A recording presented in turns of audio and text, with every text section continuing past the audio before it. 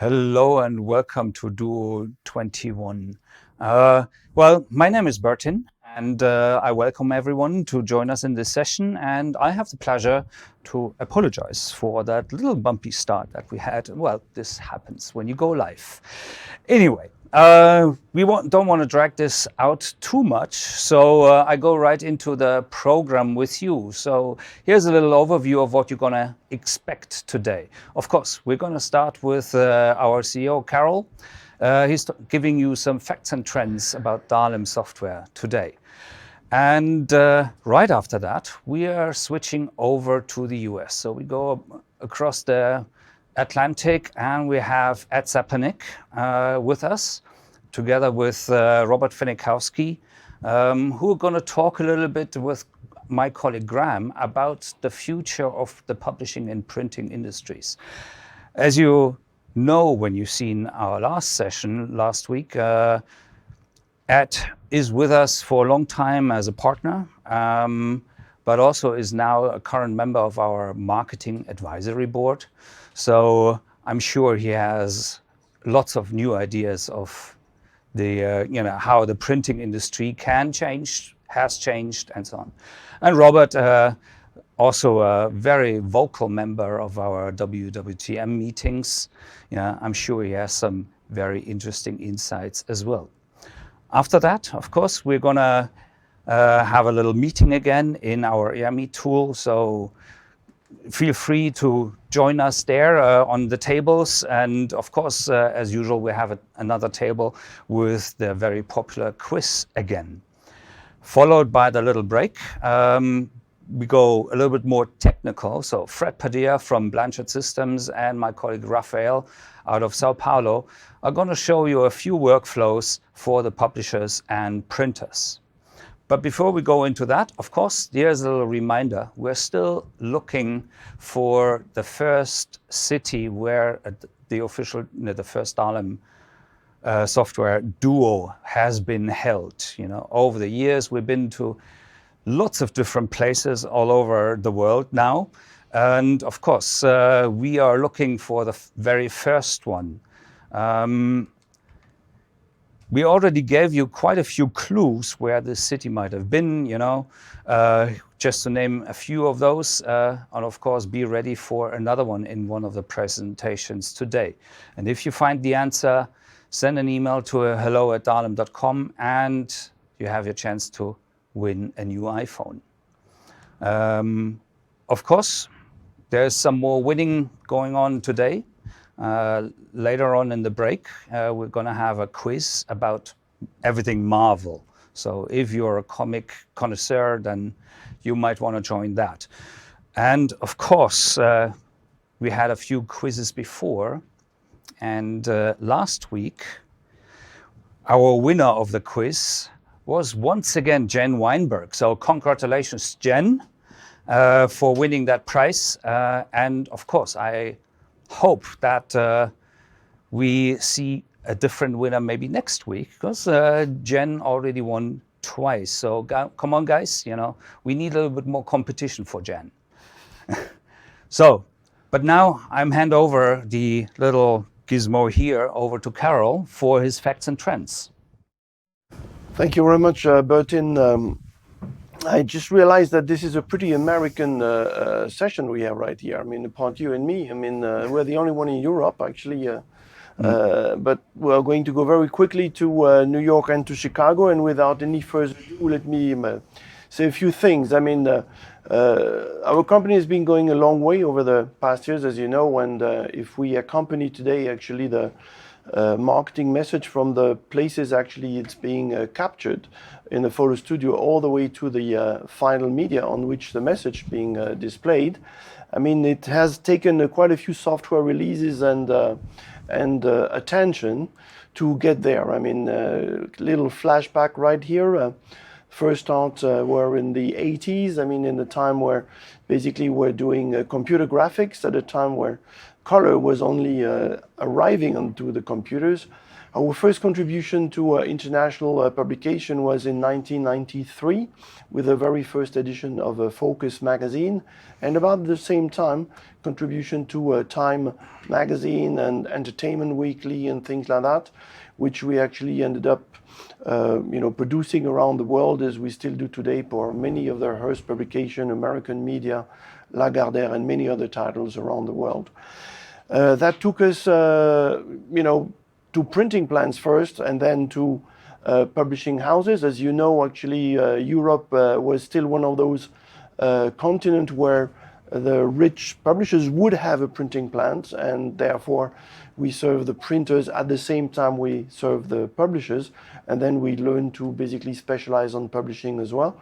When we concentrated on a product that was in the beginning called Ficelle, and then Mistral, and that's when the functionality of the flat plan made it into our application, being taken on board by our speakers that will actually entertain you just after us. And as you can see, in 2000, this is where our first magazine was produced. First magazine has been for us a turning point that took us actually along multiple issues. The last one being on the top right of the magazine, as you can see.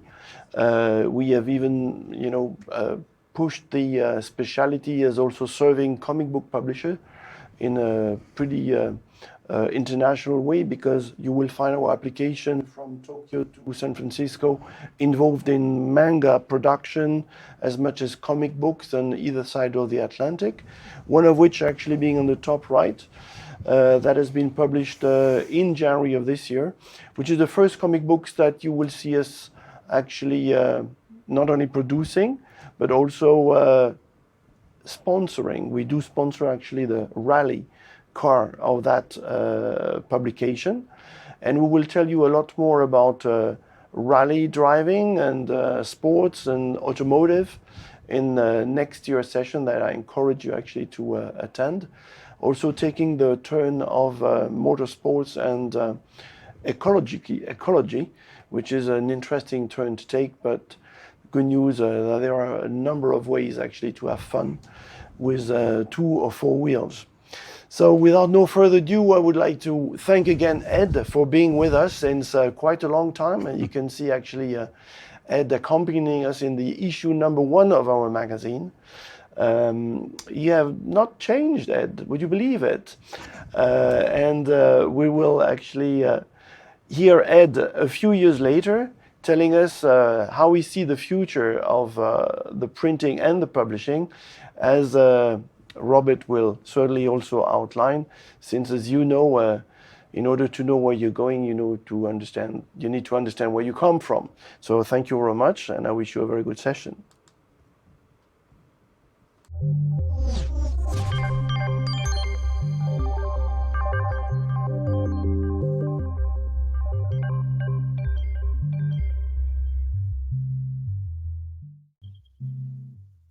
Welcome, everyone, and thank you for taking time out of your busy days to join us on today's webinar, and in particular, this panel discussion. My name is Graham Blanks, and I'm the Director of Business Operations for DALIM Software here in North America. I will be moderating today's session, and will be asking those questions that we all want to hear answered. What does the future hold? Our panelists are seasoned veterans in their respective industries with decades of experience between them, and they'll be sharing some of their thoughts and insights around today's topic, which is the future of the publishing and printing industry. So let's get started, and let me introduce you to our 2 panelists and give them an opportunity to sort of share a little bit about who they are, who they work for, and a little bit of background and history in terms of their career. So why don't you kick us off, Ed, and just give us a little bit of a background, who you are and where you've come from. Well, ex-New Yorker, if that helps explain who I am. But I'm working at Continental Web and have been for about 25 years. We can brag that we were the second Ficelle installation in the world and the first dialogue installation in the world. So, actually second Ficelle in the US and first dialogue. So we've been around with DALIM for quite a few years, hence being in the first magazine. All right. So, yeah, you look like you've definitely lost I've a aged. little bit of hair color. I've lost the hair color, but I still have the tie, and I think I'm wearing the same shirt as that picture that he just showed. So, well, you're lucky that you can still fit in it. So Robert, let's switch over to you. Okay, hello everybody. If you don't know me, you should consider yourself lucky. But I've been working on the publisher side since 2008. Before I work on the printer side, so I can probably say that I was the first person to 100% use DALIM ES in the publisher's environment. Quite interesting, but that's it. Right now, working at A360 Media, which is formerly known as American Media. We have 11 titles, which are weeklies. Most of them are celebrity. So the only thing on the market which we consider not ours is People's Magazine. And also we have several monthly titles. All right. And I'm based in New York. All right. Thank you, Ed. Thank you, Robert. So just some quick housekeeping. If anybody in the audience has a question, feel free to post it in the panel to the right of your screen. You'll see a Q&A panel if you have any questions for either one of our panelists. And why don't we kick things off and basically let's have a quick chat about, print and publishing. I mean, publishing from a publication print perspective, we've seen, a lot of changes over the past 2 decades, things that have triggered changes like the financial crisis in 2008, the Apple's introduction of the iPad in 2010, and, obviously the growing digital transformation. We've had emails and all sorts of ad campaigns around digital for close to 2 decades now. So obviously the most recent significant event that's impacted everybody, including the print and publishing industry, is the pandemic. So starting with you, Ed, obviously you leverage a lot of technology for your clients today, but what changed and how were you affected and how was your business affected through the pandemic? Well, it was normal stuff, but you brought up some interesting points. Technology is about the only change that's going on. The press room in itself, there's news technology out there, but it's pretty much the same routine on a daily basis. You still need people. We were forced to interact with our vendors differently because we had, a locked environment. We were trying to keep everybody distant from each other so as not to, spread this, the pandemic anymore.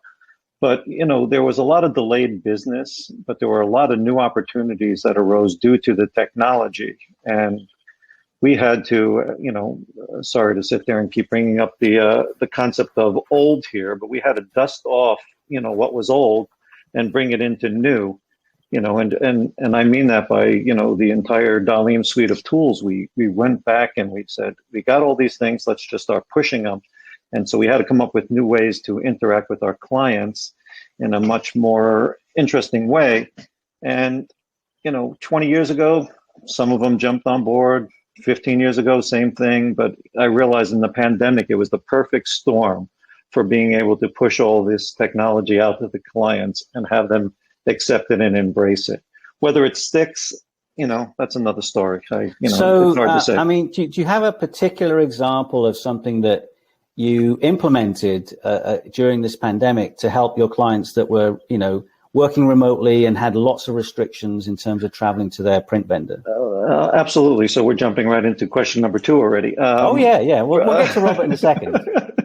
So yes, we came up with a virtual press OK, which was probably our biggest seller. And what it did was allow us to give our press sheets and show it to them online at the same time instead of having them travel in, spend all that money. And I think that is one of the things that's going to. Yeah. And I think we've lost Ed. Nope. We lost you there for a second. Oh, you're back. Came back. Sorry. So to repeat, we had a lot of customers who always came in for their press OKs. There was travel expenses and all that went along with it, depending on where they were coming from and hotel rooms and stayovers. So now this virtual press locale has been a godsend. Our customers love it. It has given us new opportunities of business.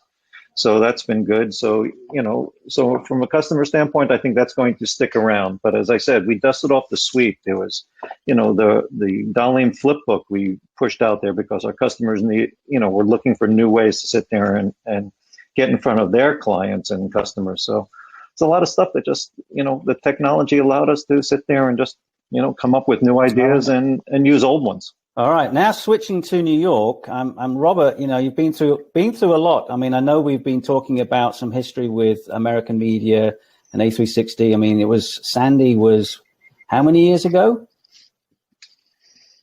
American media. I mean, that's yeah, 6 years ago. No. I think Sandy was longer than that. Sandy was 2012. But that was a significant event that changed the way you worked. I mean, obviously you had to jump through hoops to get things, continuing your business, but you changed your environment and the way that you work as a consequence of that. So how has the pandemic affected you? Well, we can talk for hours about this. You've got 10 minutes. All right.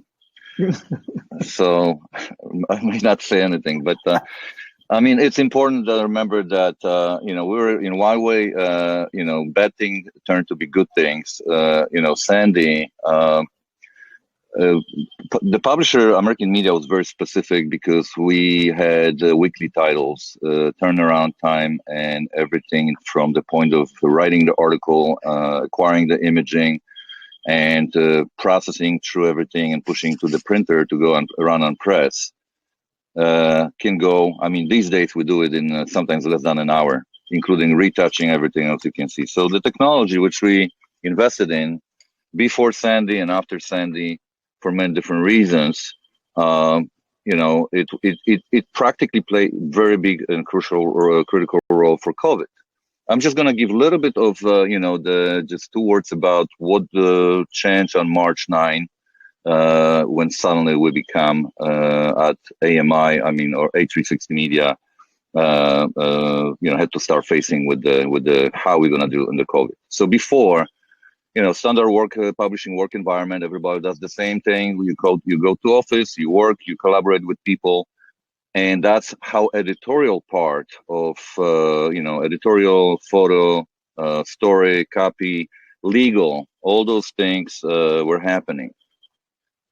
Now, on the other side, the consumer side, point of sale still available. You go to the store, you go to the newsstand, you go and find at the airport. They've been available, but slowly, still cannibalized by beef jerky, candies, and cosmetics, which store make better profit on. But everybody could buy. When the COVID hit, of course, one of the biggest problems in this case was how you can, not necessarily how you produce, but how you can sell the product. And that affects, of course, printers, because if we produce the content, we print it, and there's no way to sell it for many different reasons. We can talk about... well, obviously you have the impact from the advertising revenue, because pretty much most of the stores were locked down and shut. And then obviously the... that drives revenue, as well as then, being able to actually sell, I'd say, magazines on the newsstand, which was severely impacted, obviously, at the beginning. Well, I mean, let's put it this way. Point of sale and distribution cripple due to store restrictions. I'll give you an example. On the one, check register line available due to COVID, right? That means how you're going to put, all the publishers' magazines on one newsstand, the bracket. Yeah. The restrictions even on how to bring those titles. 100% of the newsstand on the airports, which is one of the biggest newsstand revenues for every publisher, gone. People also were putting their money towards the life necessities. So spending on the magazines or books, of course, it was crippled as well.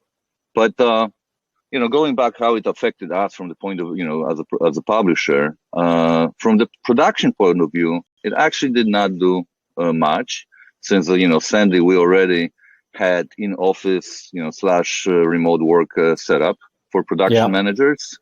The whole image processing was outsourced to Asia. Of course, we still had to deal with their restrictions with COVID, but our partner had, they have 4 different locations, so we're able to, manage that without any interruption. One of the things, of course, another thing is, I work very closely with Blanchard System, and since we introduced them, sorry for the helicopter. Since we introduced, we practically 100% integrated Virtual Publisher and Send My Ad portal to DALIM, dialogue and twist environment.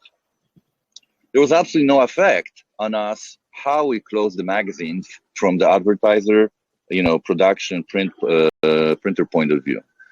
Now, the impact from your sort of technology and the working environment wasn't too severe for you, but obviously because of the point of sale impact and the advertising impact, how is that recovering today? Is that recovered back to its normal levels, or are you seeing a shift in, I would say, ad revenue possibly shifting more digital versus print? Well, I mean, there was, of course, a couple other challenges which we had, in the COVID, changed certain things in the way we work on the editorial side, and that also triggered later, how we may work in the future. I mean, don't forget that everybody had to take the computer, go home. On March 9th, we were 100% virtual office for the whole company. That was the day where, President Trump closed the doors to America. Yeah. At the same time, all of us worked from home. That triggered the problems which nobody was considering. It's like you use everybody's home internet connection. If you work in an apartment building, most of our people live in New York, in apartment buildings. They were crippled by people watching TV, etc. So demand for not downloading the content, but actually pushing upfront was a problem. But, we managed that, bought additional very quickly, bought the, internet hotspots for people to be able to send the images. How this changed us? Of course, it was difficult in the beginning from the point of view, like, the editorial system, K4, VPN latencies, name it. But, it very quickly, ironically, the COVID triggered transition, improved the process of closing issues. Seems that editorial people especially quickly adopted the new way of collaboration while using Slack, Zoom, especially with the copy check, legal approval, and release. And these days we don't have any late closes. Everything's like well-oiled machine. All right. So that means that people like Ed, sitting there looking to print your stuff or whatever, is getting his stuff on time and being able to turn that around. So Ed, you talked about the fact that you'd implemented some of these new business processes and you're interacting with your clients a little differently, and to support their working remote. And do you see that continuing? I mean, doing more and more of that? I see it continuing for a while, Graham, and I think some of the things like the virtual press okay will definitely stick around. Yeah. But on another side of our business too, when you talk about catalogs and things like that, they were seriously hurt with the fact that the supply chain, they couldn't get products into the country. Their photographers couldn't go out and shoot new products. Yep. So they were actually having to try to reinvent their catalog to make it look, new and unique, old is new again. They were just taking the same old pictures, cropping them and doing whatever just to come up with some new ideas. So, I'll say that we've gotten into some people's heads. I do think that everybody, and I see it starting to happen right now as things start to open up, people are starting to slide back into, the way it was. But there will be some things that stick around. And I think, talking to some of our clients, they're talking about, whether or not they're even going to have, a place to go to work. It may be permanent for them, which is, brings up a whole communication issue. They're getting emails on their phones. You can't call them on their phone because they're not at their office now. So, new ways of doing things, much like what you're doing right here with this, with this webinar. We've had to change our marketing strategies to sit there and get in front of our clients because, you can't knock on the door anymore. You can't sit there and say, hey, I got a box of donuts, or let me take you to lunch. That's not going to happen. We're hearing more and more of our customers maybe not even going back to work ever. Yeah. So. Well, I think that's just the nature of this whole digital transformation. We're all being moved in that direction. But let's talk about the future. So we all would love to know what the future holds. So starting with you, Ed, you're a publication printer. It's been really challenging over the past decade or two with the overall reduction in, I would say, magazine and printing and publication. But we're seeing growth in other areas in print. But from a publication print standpoint, you mentioned catalogs. And is that something that you see is going to continue to grow? I can't answer that question. I saw the uptick in that in the last year because everybody was nesting and wanting to, there's so many articles that we shared with our clients about the uptick in catalogs, mostly on the home side, because everybody wanted to sit there and make their place, more comfortable, because they, when they walk in and out of the door and they're there for 4 hours, it's one thing at night before they go to bed. But, now you're sitting there going, I'm here for 18 hours a day now, I need a new couch, I need a new rug, they spent the money on that. Home prices, as we talked about before, have risen immensely, so I don't know if it's going to stick. I don't know if it's going to stay at all. I think people are going to go back to whatever old pattern they feel comfortable with. Personally. So you were talking about leveraging old and new for new again in terms of technology. So are you exploring other avenues or other revenue opportunities with the technology that you have? You mentioned the flipbook. You're seeing more uptick in that? Absolutely. Flipbook is probably our second bestseller after Virtual Press OK. Yeah. And as I said, Virtual Press OK will stick around because we've heard it from a lot of the publishers in the New York area saying that this is something that will stay because they're being challenged by their budgets on a constant basis.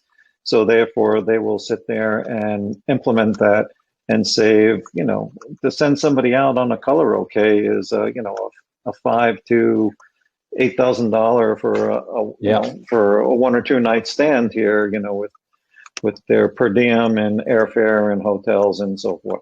So they've all jumped on board with that stuff. Flipbook is just another way for clients to sit there and have that. And then we've also, implemented what which is really the flat plan. We just called it the virtual whiteboard and threw it out there to some of our customers to sit there, much like what Robert does for a living and sit there and say, here, you can do your entire work right here on our site. And we don't even have to know, just let us know when it's done. We'll get the email that everything's approved and out the door. So that's also becoming a monetary financial. So it's all good then. It's all positive.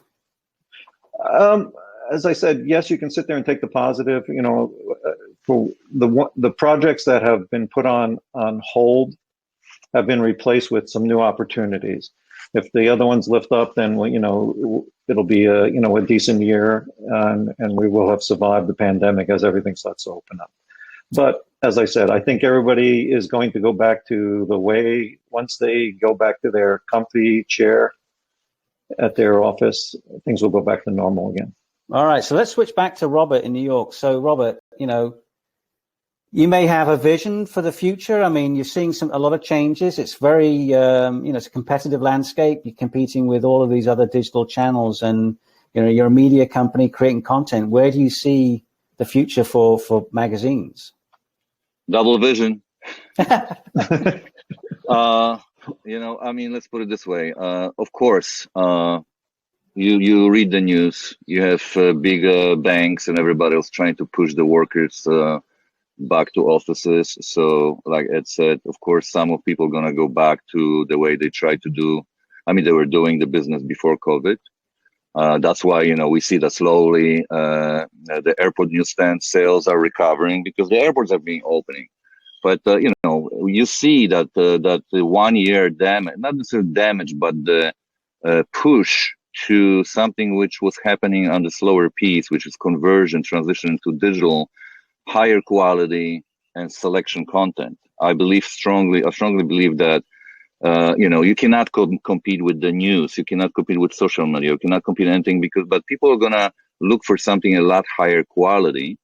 And, print's still relative, but subscription are slowly heading towards digital. How they're going to be read? Is it digital replicas? Is it native apps? Or is it, Apple?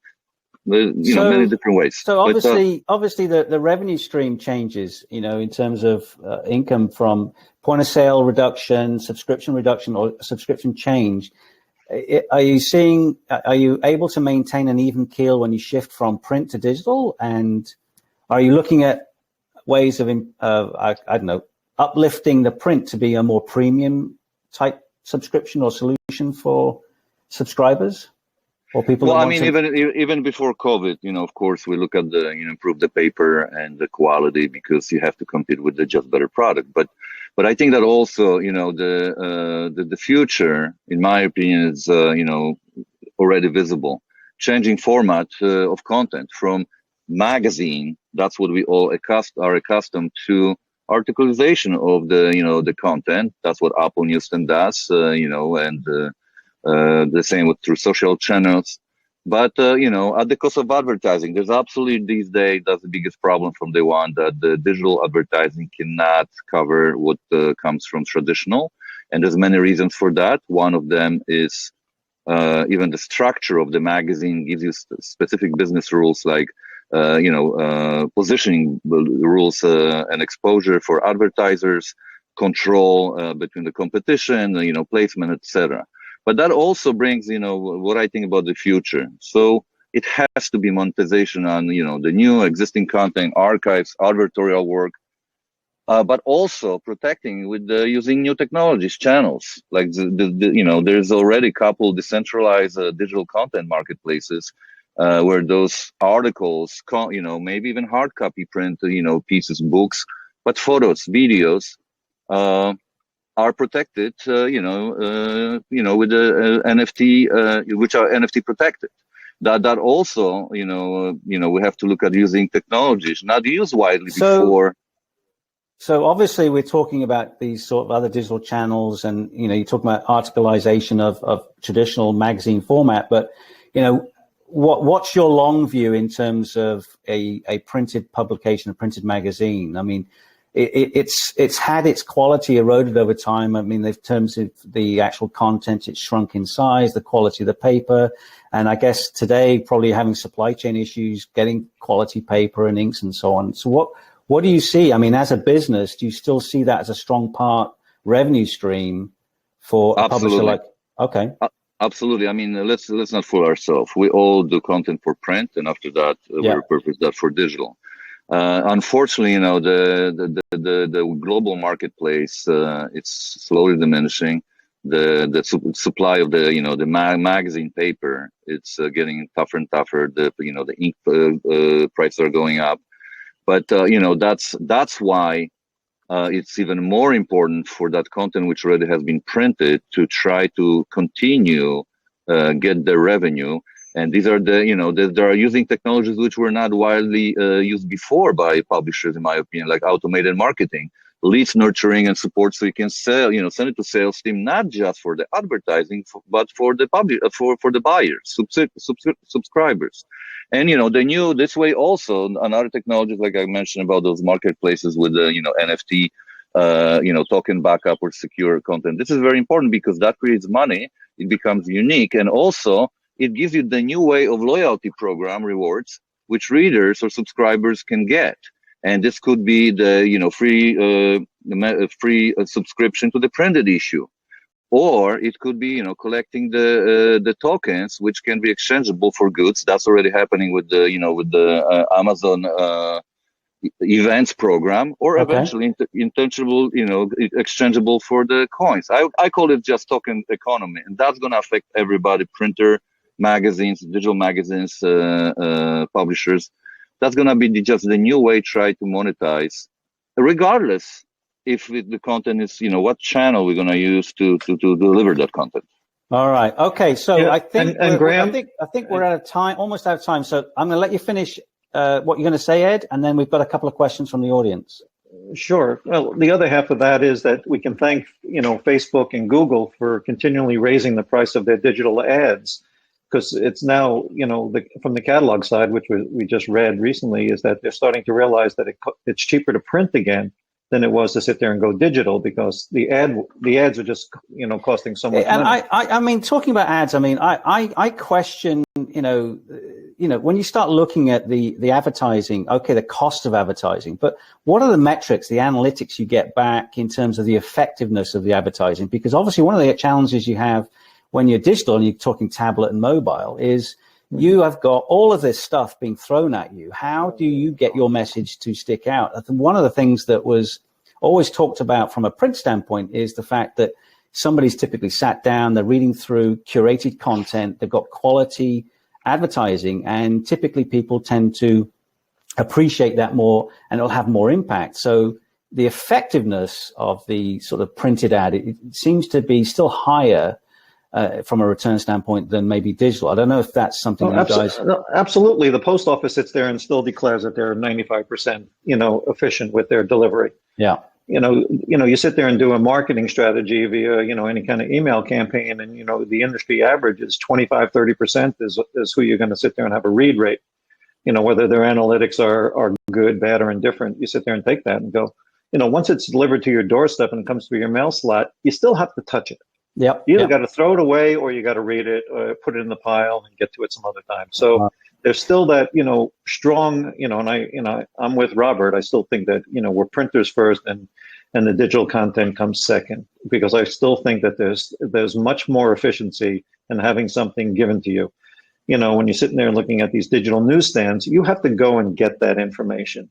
If it's sent to you, I mean, come on, we're all in that same boat where we sit there and flip through our emails and delete before we even, finish reading the first line. So, all right, let's get to our questions. We only have a couple, but the first question is from Mike Moscato. This is for you, Robert. Since sales of physical magazines were affected because of COVID, did this translate to more sales of digital versions? Or I guess, did that translate to people migrating to digital subscription versus maybe a printed subscription or point of sale newsstand? Thank you very much. Very interesting question.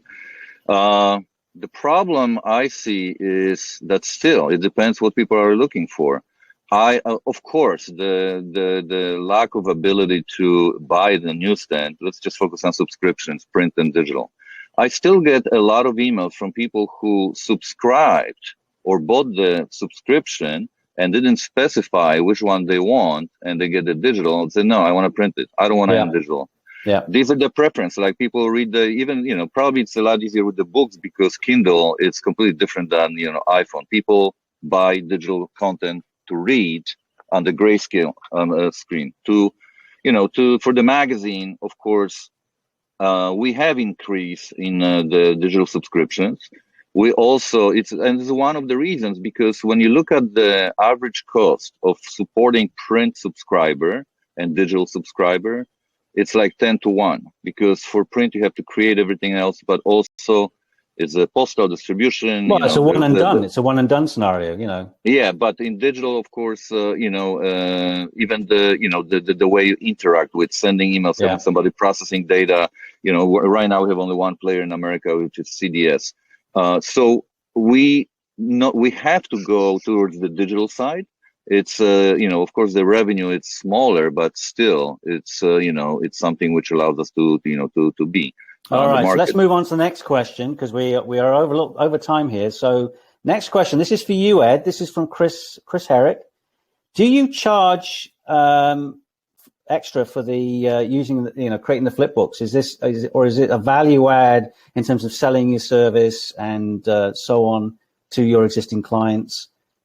So is this a separately charged, or do you just... It is separately charged. And in the past, and thanks, Chris, it used to be our salesman would give it away, as an enhancement and enrichment. When we started doing more and putting movies and embedded videos inside of it for our clients, it became a strong, I won't say the biggest revenue stream in the world, but it was enough for us to sit there and force our salespeople to actually charge for it. All right. Okay. So I think we're over time.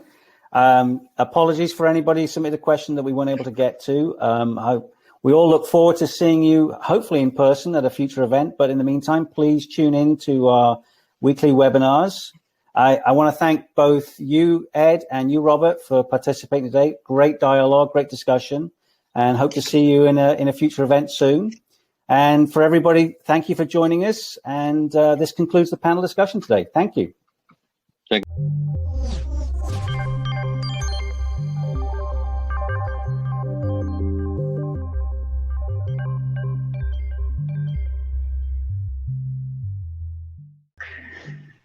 Hello, everyone, and thank you all for joining us here today again, and on our 5th episode of DUO onAir. And I'd like to introduce myself. I'm Rafael Ordonez. I'm part of the service team at DALIM, and I'm based in São Paulo, Brazil. And together with me, I have a very special guest, Fred Padilla, CTO at Blanchard System, based on New Orleans. And we would like to talk about 3 advanced automation workflows for publisher and printers. So, as you know, publishers and printers are long-time partners. They operate together since years, as we saw in the panel, in the previous panel when we had Robert and Ed. Robert is a publisher, Ed is a printer. They both had very specific requirements regarding the work, but ultimately they need each other to produce and to succeed. Especially today, and where we have an on-demand world, with very tight schedules. So it's not an exaggeration to say that everything has to happen in seconds. And in the worst thing that could happen today is a production stop. So let me share my slide here.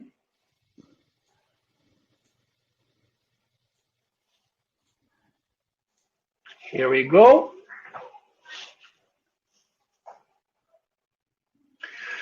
So DALIM software plays a vital role, placing itself between those 2 industries while helping them both to achieve their goals. Today, we want to present you those 3 advanced workflow automations process that will help publishers and printers business to prosper in the future and today. So let's jump direct on it. We will talk about pre-flight, normalization, and visual compare. So first of all, it's pre-flight. So what is pre-flight? So the plane analogy is appropriate because civil air flights inspired the term of pre-flighting in the first place. So if you are a pilot, you have to do a checklist to go over to make sure that your plane is ready to fly. Similarly, printers have adopted a checklist to review the files before they sending the file to the printer. So the simple act of checking a list may not seem to be a very important part, but it's essential today. Printing machines are usually designed for high speed operation, meaning that by the time an error is detected, hundreds or even thousands of pages have been printed, and this is a major waste of time and money. So I have a question to my friend here, Fred.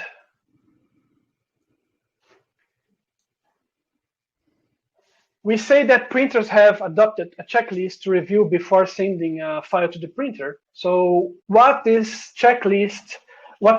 this checklist can include, Fred?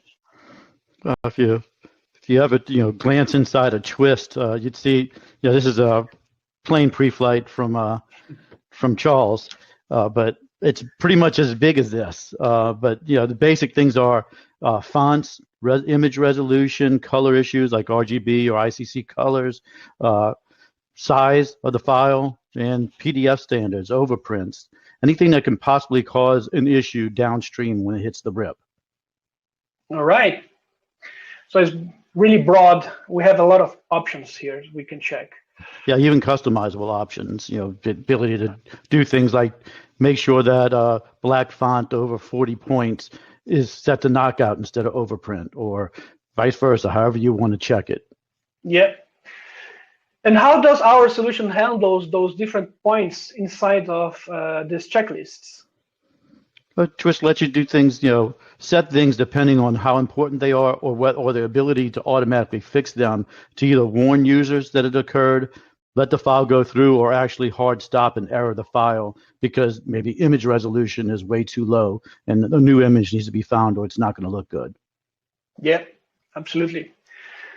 And the final question is, what makes our pre-flight solution special if you compare to another solutions in the market?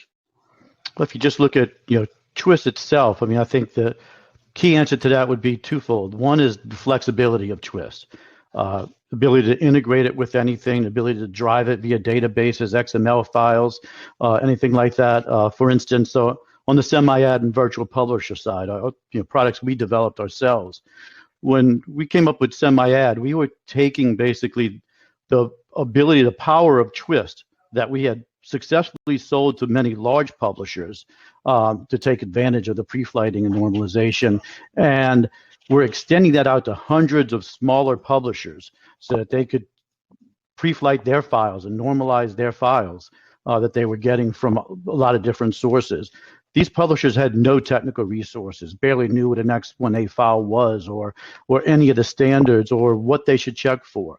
Well, to extend Twist to them, we had to basically, in our interface that we put in front of them, make it simple for them to change whatever settings working with us that they wanted to, and then dynamically change what Twist was doing for those files. So every file that gets pre-flighted, sent through semi-ad to Twist, comes with a custom pre-flight profile that gets checked. So it could change file to file depending on all these publishers. There was no way we could extend or have to work with them to create saved pre-flight profiles inside a Twist that would be called depending on publication. We had to do it dynamically. Twist allowed us to do that. On the scalability side, nothing scales like Twist does. I mean, we have users, again, some of these publishers that maybe send less than 100 files a day, one hard worker. And now with microservices, using the tools of Twist as microservices, we have customers that are sending millions of files a day and extending that out. So nothing's in scale like that. Yeah, absolutely. It's very scalable, and the granularity makes the strongest point of our solution, absolutely, of DALIM solutions. So in conclusion, we can say that if you are at home and you want to print something like me, I have a printer here. The most complex thing that you need to do at your printer at your home is check if you have paper in your tray. So that's quite simple. Maybe you can check your ink levels in advance, but once you consider a commercial printer with complex machines and advanced workflows, there's so many variables that can go wrong. So each step in the process, you have to make sure that you don't have any issues. Otherwise, you can end with production problems. So that's the goal of pre-flighting, to make sure that you have no errors and your PDF is good to go. All right, so let me share my screen again. My presentation. And here we go. Let's jump on the second topic. It's about normalization. And now, if you consider normalization, what is normalization? So we are checking files, we are checking the PDF with the pre-flight tools, and we may have errors on this pre-flight process. So the normalized process is quite simple, is to address those errors and try to fix them. So basically, you can receive a file that is not that good, is not ready to be printed, can have a few issues. And then if you have a normalized tool, you can normalize the file according to a defined standard rules, and we can fix those errors for you automatically, if possible. And the normalized process will create a new file. And this new file should be ready to fly, ready to be printed. So you have more trust on the new file. So there goes my question to you, Fred. So what are the different things that we can that the system considers to be normalized and you can fix on the PDF files? Well, because Twist has that flexibility, it allows us to set things to either just completely fix and let the file pass through, set it to warn possibly so that users are notified that there was a problem they should look at, should have been fixed. Things like color, like came in RGB and we converted it to CMYK. Typically, users want to take a look and make sure that conversion happened properly. Other things like if it had to maybe res an image up or something like that a little bit, you want to check, or if the image is just too low resolution, then you want to error it, stop the file, and make sure that gets fixed properly and manually. Yeah, absolutely. Like color. If you have special colors and you have a printer that only can print CMYK, we can convert the Pantone color to CMYK automatically. This is the kind of errors that we can find and detect in the PDF and can automatically convert. So that brings me to the next question. We know that this process is automatically, but sometimes it can require a human interaction, or it's fully automatic. Yeah, so depends on the issue, like we were just talking about. Some issues definitely require human interaction. An issue like what you're showing on the screen right now can be handled programmatically through something like ES.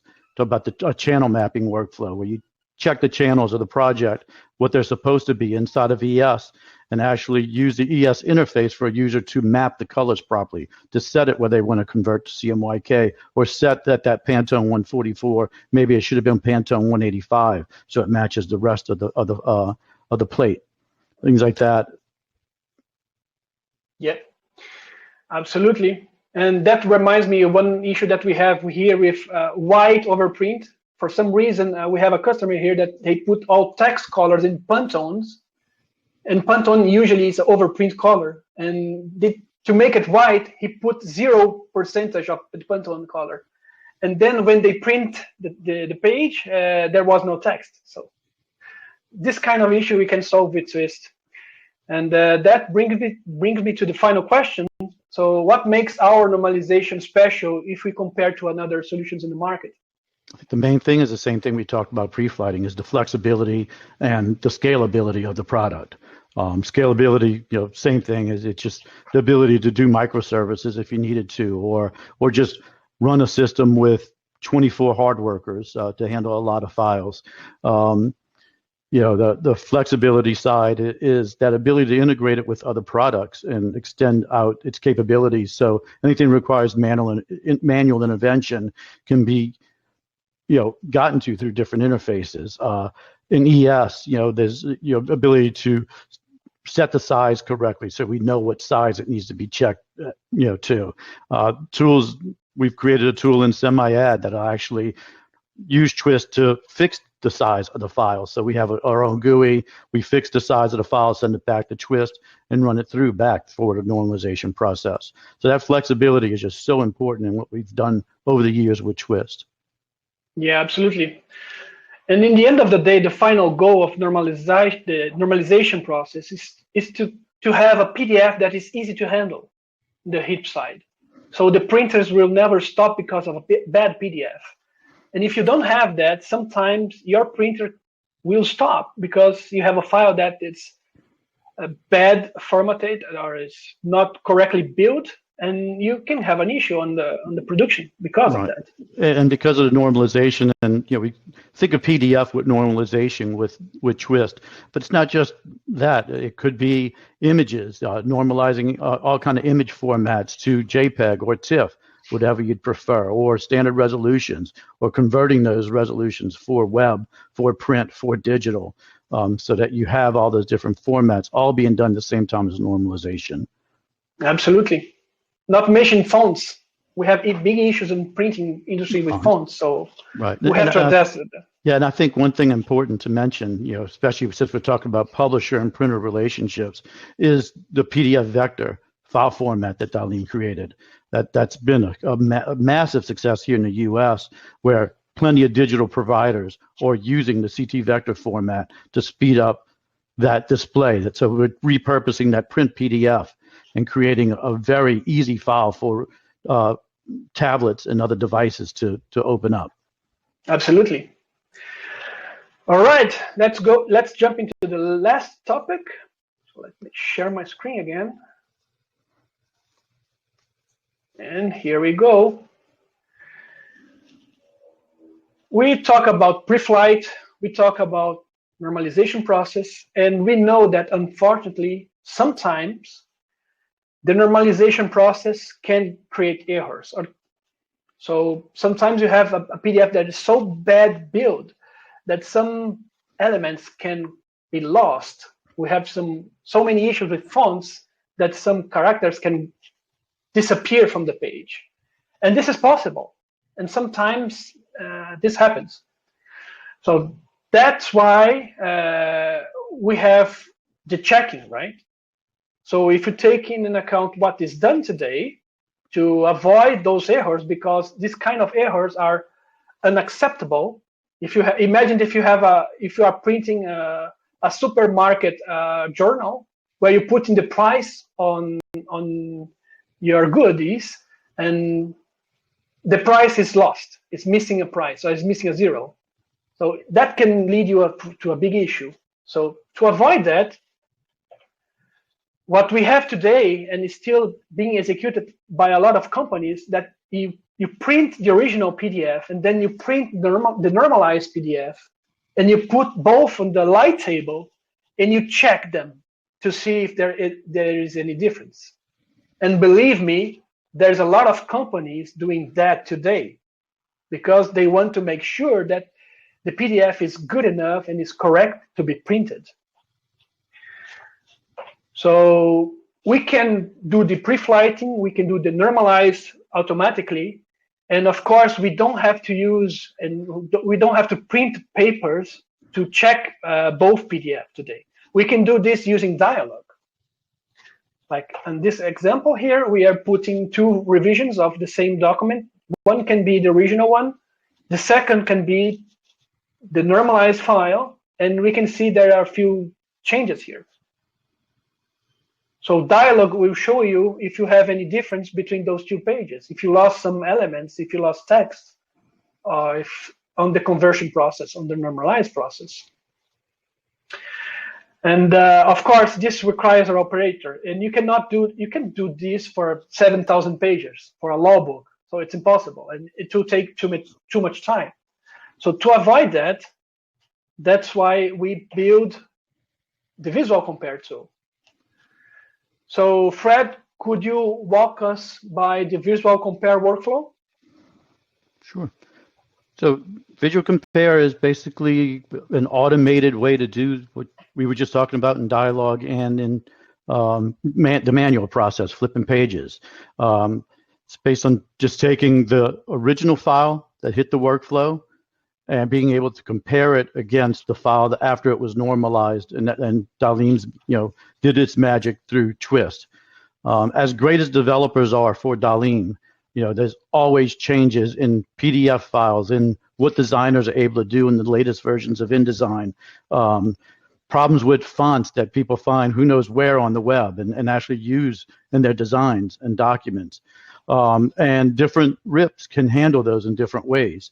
So we're able to take the basic of visual compare is being able to take, for instance, Adobe Print Engine to normalize the original file and compare that against the results in DALIM's engine and make sure that those are the same, that there's no differences. There's a difference, flag that file and make sure you warn someone that there could be an issue. We have customers who actually, they know they're going to go out to a Harlequin RIP. So they actually run the original file to a Harlequin RIP, all automated inside of Twist, create a rasterized version of the file, send it back to the Twist workflow, and we compare our normalized file to the ripped file inside the Harlequin. So, yep. That's the basics, so completely automated through the process. Absolutely. So what are the user cases for visual compare workflow besides those who already mentioned that printers and publishers can consider to use? Well, a great thing that we've had, some customers do is, we know sometimes that a certain setting in Twist may fix a certain problem we found with a font or with an overprint issue or something like that, a color issue. Sometimes, but that's not necessarily a recommended setting. You don't want to run it like that for every file because it can cause other issues. Well, with Visual Compare, we're able to build workflows that will do that comparison against the RIP or against the print engine. And if there's a problem, loop the file back around, run it through a changed PS check or output PDF setting and back through and see if it gets through fine that way. So we're able to do what we've done manually for years, which was, hey, let's try it with these settings and run it back through. Maybe it's okay. That's automated, less manpower, and the file gets out to press quicker. Yeah, that's very smart. So the final question is, what makes our Visual Compare so special if you compare with the tools that we have in the market? Goes back to what we've been talking about all along, just the flexibility and the scalability of Twist.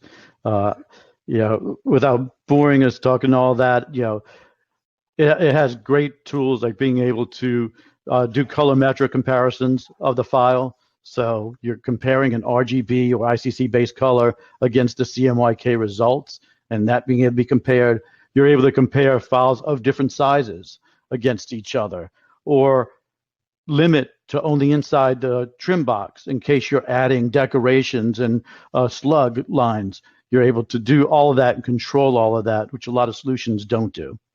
Yeah, absolutely. And let's remind everyone that this is not a pixel by pixel comparison. So we have an algorithm behind the scenes that try to mimic the human vision. So if you make a color correction on the image, you don't want that to appear as an error, because that was a correction. But if you miss an element, if you miss a font or a character, this will be point out as an error. So that makes difference between our Visual Compare. That's why it's called Visual Compare, because it's trying to mimic the human vision between software that compare everything pixel by pixel. Maybe you have 90% of errors because you're considering each pixel change to be an error. And that's not the case in the most of the times. All right, any final considerations before we close this topic? I think we covered it well, except to say, many of you familiar with Twist, many of you just use it as a black box in the background and run stuff through it. But, a lot of people have kind of, I don't want to say forgotten about Twist, but it became a tool for ES. But it's always, especially if you have eTwist that came with your ES, take a look at the possibilities you can use Twist for. It's a powerful, powerful tool, very flexible tool. So. Absolutely. Thank you so much for the highlights, Fred, and answering our questions. And this was the final topic of our webinar today. So I think the DALIM studio can assume from here. And so we got a couple questions if you want. Oh yeah, questions, Q&A. Well reminded. So let's jump on the questions. Well, we have a question here from Jen. I didn't catch it. It's Visual Compare a Twist built-in feature, or is it in only ES? No, it's a Twist feature. It's actually a Twist tool. I think what Raphael was showing in ES was basically dialogues mode of being able to compare files, just as a reference of what Twist is kind of doing automated through a workflow. So it's available in a standalone Twist, and it's also available in ES, in eTwist inside ES. So we have cases where we use both. We have standalone Twist servers checking for difference in files, and we have cases where we have publishers using ES, and they send the original files to the printers outside, the third-party printer, and they receive the normalized files done on normalize it on Printergy or any other software RIP that they have, and they then use the Visual Compare to check the normalized file against their original file to see if there are any issues on the normalized process. And we have another question here from Charles. seems like this is very important when sending files to different digital presses with different RIPs to predict the outcome and get the same results across printers' devices. Absolutely, yeah. Oh yeah. It gets it there.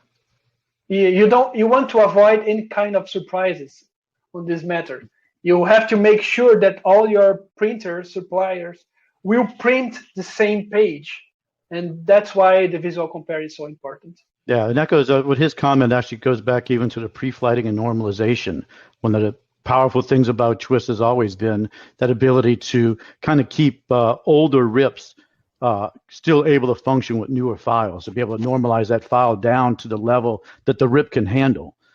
So that's always been one of the advantages. We have that coming up soon. I think, Raphael, you reminded me, you mentioned that Type 1 fonts by 23 are going to be end of life by Adobe. So yes, we'll be able to use Twist to help RIPs down the line with that. All right. Hey, Burton. So, welcome back to our studio in Kiel. So, when you see me, it's the end of this episode of DUO on Air. So, I would like to thank everyone, first of all, for watching, coping with us with the little hiccups that we had in the beginning. And of course, I would like to thank Raphael and Fred for sharing their workflows just now. And of course, our panelists in our discussion about the future of printing and publishing earlier on from the US.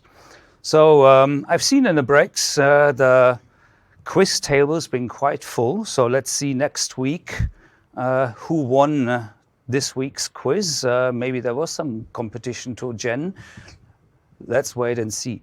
And of course, there will be more interesting stuff next week, same time, same place. Actually, next time it's going to be a little bit different. Here in DALIM, we are all, motorheads. So we're going to have a group of people here discussing a vision of green mobility. So it's going to be about racing, about normal cars and two-wheelers. So stay tuned for more, and I'll see you next week. Bye-bye.